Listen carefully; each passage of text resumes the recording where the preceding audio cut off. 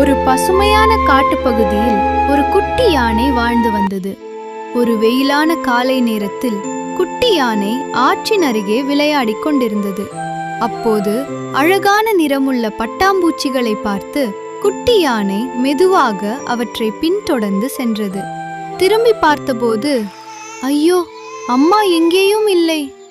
அம்மா, அம்மா, நீங்க எங்க இருக்கீங்க என்று குட்டி யானை அழுதது. அப்போது ஒரு பறவை அதை கேட்டது.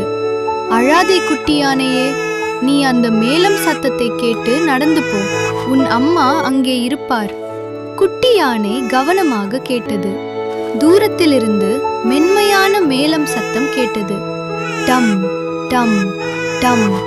அது மெதுவாக நடந்து சென்றது. குரங்கு, ஆமை நண்பர்கள் உதவி செய்தார்கள். இறுதியில் ஒரு பெரிய புல்வெளிக்கு வந்தது. அங்கே பல யானைகள் மகிழ்ச்சியாக இருந்தன. அம்மா என்று குட்டி யானை மகிழ்ச்சியாக ஓடியது.